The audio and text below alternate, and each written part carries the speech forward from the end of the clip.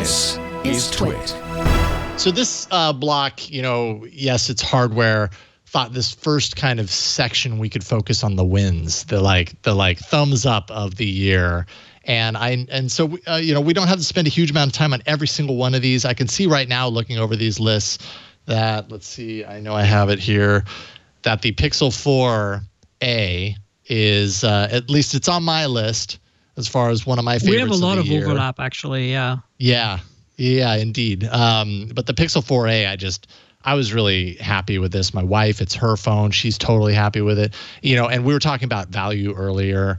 This is just one of those devices that I felt really proves how the strength of value, and especially the moment in time that value is, valued as much as it is right now. $349, you get that amazing camera. The small form factor, which I'd say is a big bonus for a lot of people. Maybe not so much for me. I do prefer a larger phone.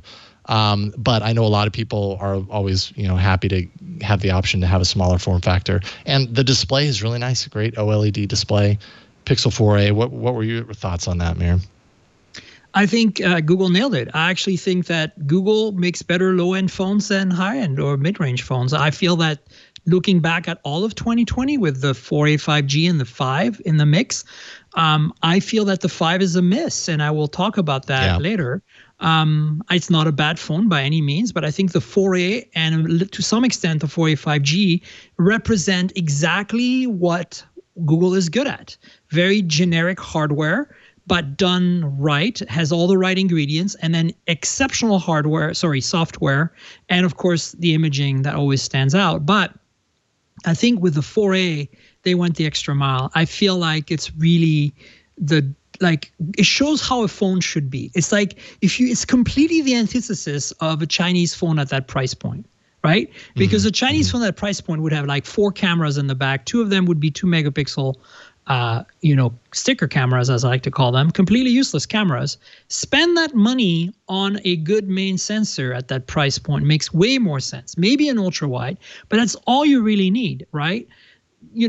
Put more money by, instead of a 120 hertz IPS screen that jitters, put on 60 hertz OLED displays. Exactly what they did. There are things that look great on paper, like high refresh rate. I'm 100% on board, but don't do high refresh rate on IPS. It doesn't work very well. It doesn't look right. So stick with what you can do that's good. And this is I think Google is in a masterful way with the 4a, showing the rest of the world, this is how you make an Android phone. In the GMS tradition of an Android phone. You know what I'm saying? And to a great extent, we've seen the same from Apple with the SE, right? The SE is kind of like the 4a is the SE of the Android world. And there's no bells and whistles. It's just the basics, but cranked to 11 on every single dimension. Great battery life, great performance, nice build quality, super great display, super great camera, and all the Google goodness in the software. To me, this is the affordable phone of 2020, 100%, bar none.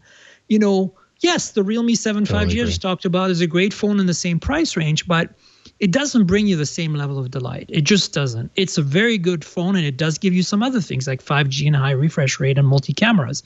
But ultimately, if you want the best you can get for $350, it's the 4a. That's it.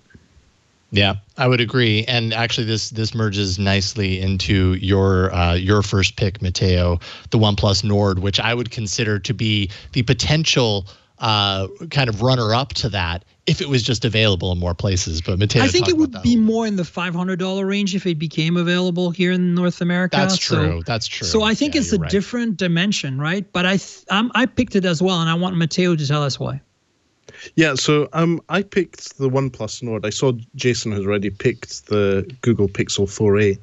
I was running the Pixel 4a and the OnePlus Nord side by side, and they're 2 completely different devices.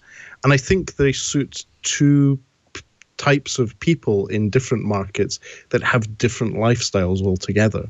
The Pixel 4a is great if that's not your main computing device.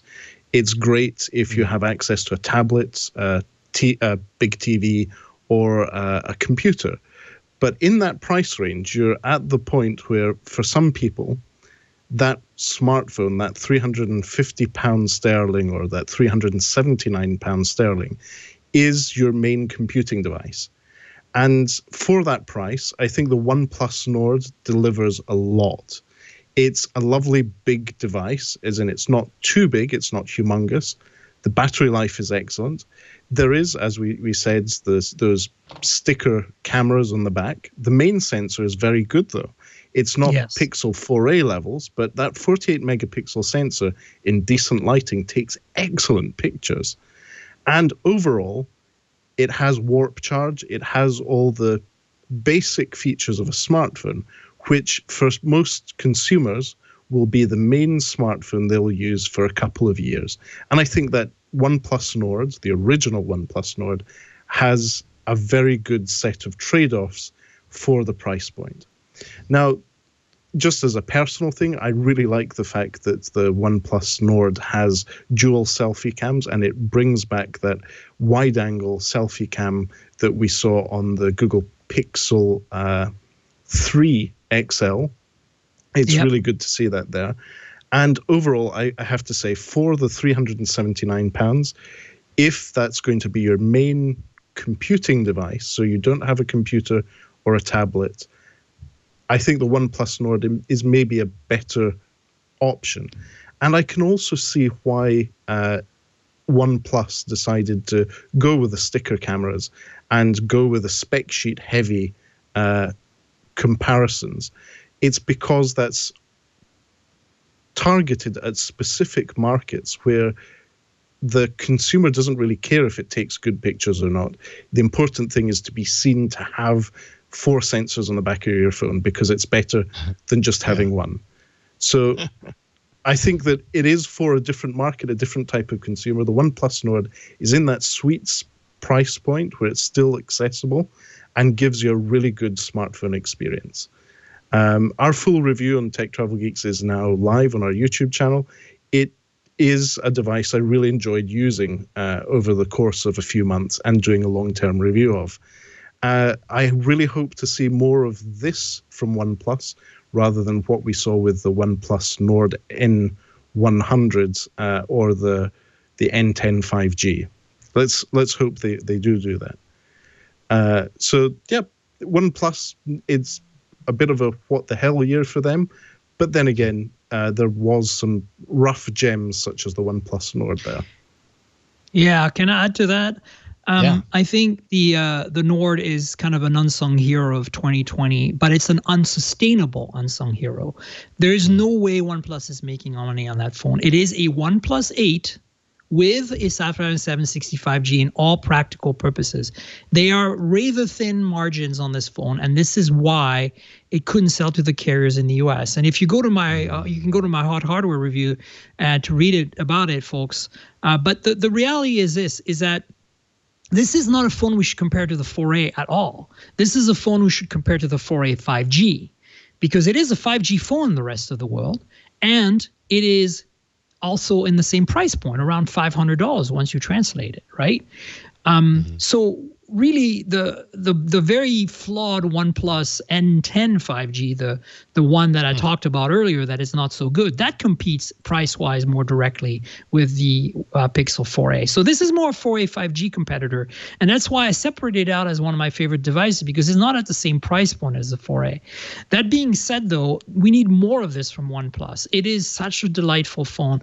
It is so fast. It is almost imperceptibly as fast. I mean, very much you have to put side by side with a OnePlus 8 Pro or something to notice the difference between that and the Nord. It's incredibly well executed, and to me, that's why it's one of my top 5s. You know, I would say that their business model did change with the OnePlus Nord. I don't know how much you looked into this, but there was quite a significant amount of bloatware pre-installed on the OnePlus Nord. There was all the Facebook apps and other apps already on the device. So I think that they may be doing what Xiaomi traditionally does, is sell their smartphones at a loss because they're making more money out of the pre-installed apps or pushing other services on the device, and that's where I think the OnePlus Nord is a bit of a. They didn't want to dirty their main line of smartphones with it, but they're playing around in that playground of let's see how much we can balance pre-installs and make money out of the people wanting to pre-install their apps against the idea of Oxygen OS being bloat free.